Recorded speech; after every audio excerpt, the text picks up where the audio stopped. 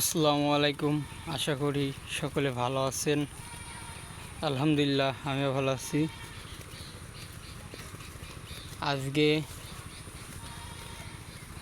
সকালের দিকে এই যে মাঠে আছি, গাড়ল খাওয়াছি। আপনার গাড়লগুলা খুব সুন্দর খাওয়া দাওয়া করছে। প্রত্যেকটা গাড়ল সুন্দর মতন খাচ্ছে।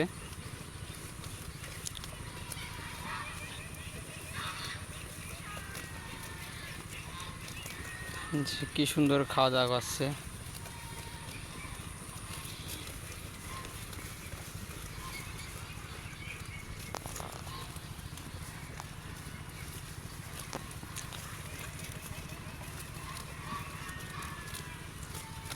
আমাদের গাড়লগুলা মোটামুটি সবগুলাই অনেক বড় কোয়ালিটির গাড়ল। আমি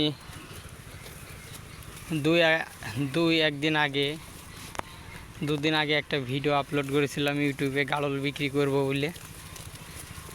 আপনারা অনেকেই ফোন দিয়েছিল গাড়লের ব্যাপারে, বেঁচে ফেলছি কেন, কত দামে বিক্রি করব, আশা বিষয় জানতে। একটু দরকার ছিল, প্রয়োজন ছিল, ওই সময় প্রয়োজনে পড়ে আপনার বিক্রি করতে চাইছিলাম, কিন্তু সেই প্রয়োজনটার হচ্ছে না। যেটার জন্য বেচছিলাম সেটা আর মনে করেন সেই বিষয়টা আর হচ্ছে না, এই জন্যে আর বেচার নিয়ত নেই। গাড়ল সব বেচবো না। কিছু অরিজিনাল পাঠা আছে, এই যে আমাদের সামনে দেখতে পাচ্ছেন ফুল সাদা মাটি সোয়ালেজের পাঠা। যাদের লাগবে পাঠা আমাদের সাথে যোগাযোগ করতে পারেন। এই যে আরেকটা আছে, এও অরিজিনাল পাঠা, বিগ বডির বাচ্চা, বড় পাঠা। লাগলে এটাও যোগাযোগ করতে পারেন। আমাদের বড় মেড়া আছে দানব বডির। গাড়ল বেচার কথা বলছিলাম, ওই সময় অনেকেই ফোন দিচ্ছিল, একজন এক এক রকম দাম বলছিল গাড়লের।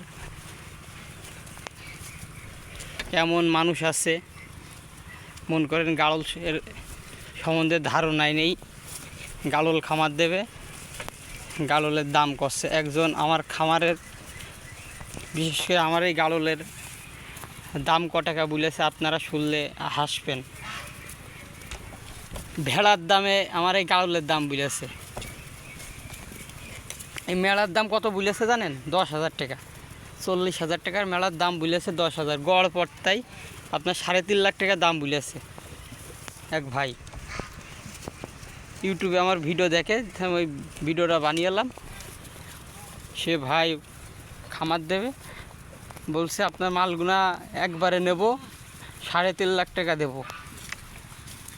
মনে করেন আমার অর্ধেক মালের দামও বলেনি তিনি, গড়পড়টাই 10,000 করে দাম বুঝলেন। তাহলে বোঝেন মানুষের এখনও ধারণাই হয়নি, কিছু কিছু মানুষের কোন গাড়লের কত দাম। একটা ভেড়া কিনতে গেলে সে একটা ভেড়ার দাম হয়, তাও 10,000 টাকায় একটা ভেড়া দেবে না, সর্বনিম্ন ভেড়া কিনতে গেলেও 12,000 টাকা লাগবে। আর আমার এই দানব গাড়লগুলার দাম বলছে 10,000। মানুষের এখনও ধারণা হয়নি গাড়ল সম্বন্ধে, কিছু কিছু মানুষের, সবাই নাই। আগে ধারণা করতে হবে, তারপরে একটা মালের দাম বলতে হবে।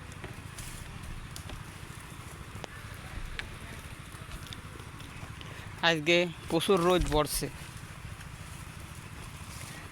রোদের কারণে গাড়ল আপনার রোদে খাচ্ছে, আবার এই ছামাই চলে আসছে। আমরা কেরুর কথাই রাগ করিনি,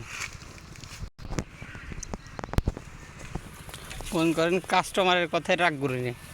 কারণ বিভিন্ন রকমের কাস্টমার থাকে,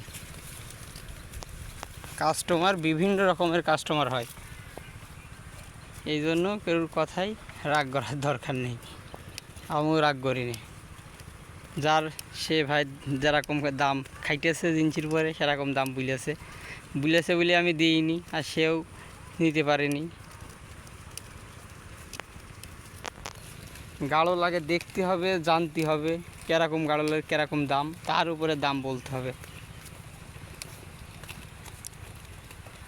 আশা করি বুঝতে পেরেছেন। সবাই ভালো থাকেন, সুস্থ থাকেন। আসসালামু আলাইকুম।